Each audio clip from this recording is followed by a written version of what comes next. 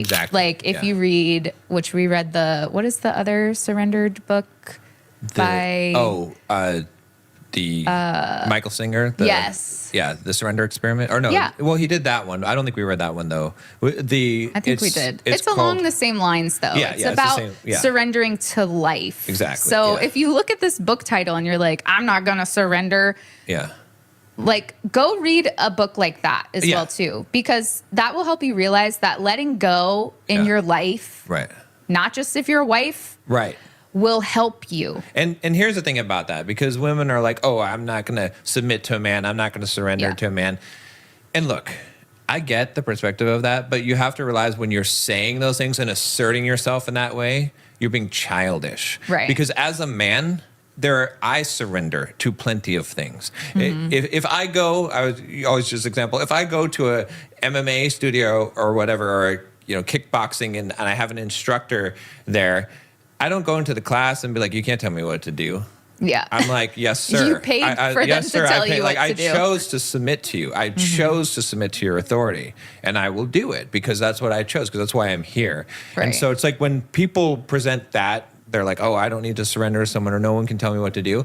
It's one of the most childish things. If you don't want someone to tell you what to do, then don't be with them. Right. Like be on your own. Right, exactly. And I'm not saying that a man should just boss a woman around. That's never the right thing, and that's not what I'm saying at all. But what I am saying is that you have to realize as a human being, as a mature human being, that everyone submits to some kind of authority. And the people that have problems with submission to authority are people that have internal problems. They're still They're in normally that child stem stage. from childhood, because anytime that someone has a childlike response to something, it normally is a wound from when they were a child, because they're reverting to acting the same way. Right. But yeah, and what you said is like, if you feel like your husband's going to boss you around or be like, you have to do this, you have to go back to why you married this person, because I highly doubt he's going to do that. And even in this book, she's not like, my husband tells me everything I do and then I do it. That's not what this book is about. This book is about trusting the person that you chose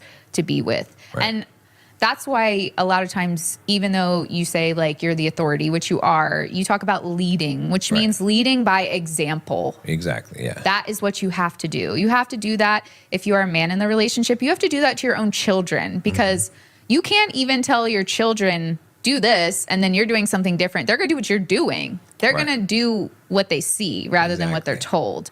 So as a man, you have to do the same thing. I'm not saying that your wife is a child, but I'm saying you can't be like, oh, you can't go to the club, wife, and then you go to the club. Right, yeah. Like that makes no sense. Then she's not going to take you seriously. Right. She's not going to have respect for you, because you're telling her to do one thing and then you're doing the exact thing you said not to do. Exactly. So it's not about like someone bossing you around as a woman. It's about letting him take over the more masculine traits in a relationship, in life in general, which is typically like finances and making big decisions like that, and deciding, certain things for the household and things like that. That is what a man does and what he should do. And that allows you more time to do what fills your cup. Right. Because I think also too, going back to the feminine men thing, men, and you've mentioned this before too, men have lost the pride in doing things, in accomplishing things. And I'm not saying like you have to build a 6-figure business, like that's the only accomplishment that'll make you feel good. It's feminine men don't take pride in their accomplishments. Right. Yeah. And taking care of their family and making sure that everything is taken care of in their household and their finances and all those things. I would say also that a lot of women have the complaint, or they believe that their husband is the exception, that he is not capable, right? And there's two things about that. One is that, because I saw it in our comments too, and I read the one from, and I was like, that's so insulting. Like if he saw that, that would be like that. You think that he's incapable, that he is a child, and you have to, So first of all, if you back off and you let him fall, he might fall at first, but you will see that most men will rise to the occasion. You will see the man that you didn't even know was inside there. If you let him, if you're actually supporting him and trusting him and not treating him like a child, you may and give him the responsibility. Let him.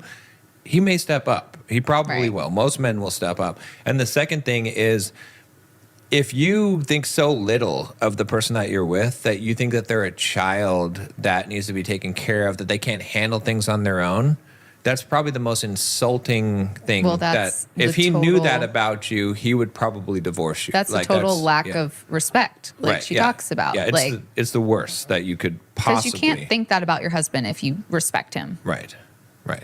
So that's what she goes into. Better than